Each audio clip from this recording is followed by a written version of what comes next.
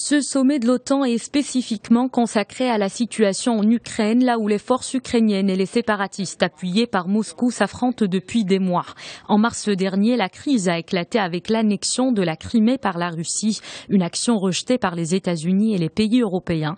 Ils préparent conjointement de nouvelles sanctions économiques contre Moscou.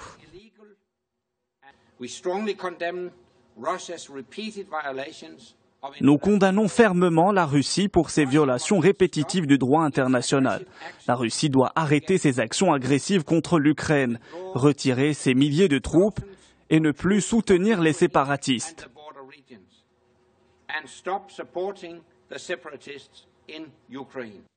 Des pourparlers se tiennent aujourd'hui à Minsk en vue d'un cessez-le-feu. Les représentants de Kiev, de Moscou et de l'Organisation pour la sécurité et la coopération en Europe devront y participer.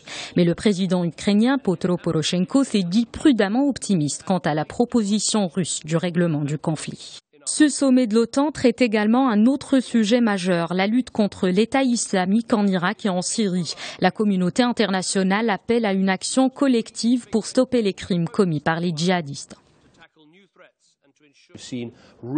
Nous avons souligné à l'unanimité l'importance d'une action collective. Tout le monde est appelé à jouer son rôle. Nous devons assurer notre sécurité et apporter l'aide à ceux qui sont sur le terrain, comme les Kurdes. Nous avons besoin d'un nouveau gouvernement d'union nationale en Irak. Tous les pays de la région sont appelés à contribuer à mettre la pression sur l'État islamique. Entre la crise ukrainienne, l'avancée de l'État islamique en Irak et en Syrie, la situation en Libye ou encore les exactions de Boko Haram au Nigeria, le contexte international est explosif. Les pays de l'OTAN réunis depuis jeudi vont tenter de trouver des sorties de crise.